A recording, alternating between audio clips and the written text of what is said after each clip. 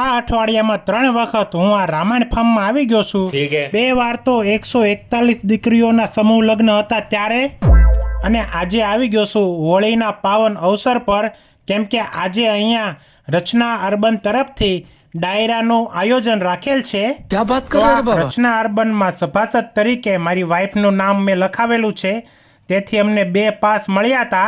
તો હું અને મારો પરિવાર, મારી બેન, ભાણકી, પટેલ, મારા મમ્મી, મારા પપ્પા, અમે બધાય અહીંયા ભોજન લેવા માટે અને ડાયરો સાંભળવા માટે આવી ગયા છીએ. આ આવી રહ્યું છે મારું પરિવાર. તો ચાલો હવે આપણે જોઈએ આ રચના અર્બનના પ્રોગ્રામમાં કેવી મજા આવે છે. તો સૌથી પહેલાં આપણે ખુરશીઓ પર નજર નાખશું તો હજારોની સંખ્યામાં અહીંયા ખુરશીઓ ગોઠવી લીધી છે, પણ અત્યારે બધી ખાલી છે કેમ કે બધાય ગયા છે ભોજન લેવા માટે. તો અમે પણ પહેલાં પેટ પૂજા કરવા માટે જ પહોંચી ગયા. ત્યાં અમને ગુલાબ જાંબુ, પાવભાજી, પાપડ અને સલાડ અને સાથે છાશ તો હોય જ, અને હા, સાથે પુલાવ પણ હતા. એ તો મારે કહેવાનું ભૂલાઈ જ ગયું. ક્યા વાત કર રહે બાબા? ડીશમાં બધું પીરસેલું લઈને અમે તો જગ્યા ગોતવા મળ્યા, પણ જગ્યા ક્યાંય મળતી નહોતી. પછી અમે એક સાઈડમાં ખૂણામાં જગ્યા ગોતીને ત્યાં શાંતિથી બેસી ગયા. તો જુઓ, આ છે પાવભાજીની ડીશ અને આ છે મારું ફેમિલી. અને મારી વાઈફે તો 5 ગ્લાસ તો એ છાશના લઈને બેસી ગઈ છે.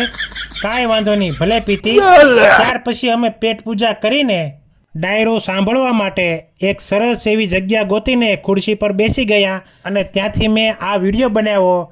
જે આવતી વખતે જેટલી ખુરશીઓ ખાલી હતી તે અત્યારે ભરચક થઈ ગઈ છે. એક પણ ખુરશી ખાલી જોવા મળતી નથી. હજારોની સંખ્યામાં અહીંયા રચના અર્બન તરફથી જે ડાયરાનું આયોજન છે એ બધા એ શાંતિથી સાંભળે છે. લગભગ હું 9:30 પોણા 10 વાગ્યા સુધી બેઠો હતો. ત્યાર પછી અમારા વાસુભાઈને ઘરે જવાનું વેન કર્યું, તો હું નીકળી ગયો ઘરે જવા માટે. તો આ રચના અર્બનના ડાયરામાં ભાઈ હું જેટલું બેઠું ત્યાં સુધી તો મને મજા આવી. જો તમે પણ કોઈ આ ડાયરામાં આવ્યા હોય તો આમાં લાઈક કરી દેજો અને ફોલો કરી દેજો, જેથી મને ખબર પડે કે તમે પણ રચના અર્બનના સભાસદ છો. કોમેન્ટમાં લખી નાખજો શું તમને પણ આ ડાયરામાં મજા આવી, જેથી આ રચના અર્બનને ખબર પડે કે ભાઈ બધાને તો મોજ આવી જ હતી, એટલે આવતી વખતે એ કાંઈ આવું આયોજન બીજી વાર ગોઠવે. જો તમારે રચના અર્બનમાં સભાસદ થવું હોય તો એની ઓફિસે પહોંચી જાજો અને સારી સારી સ્કીમનો લાભ લેજો.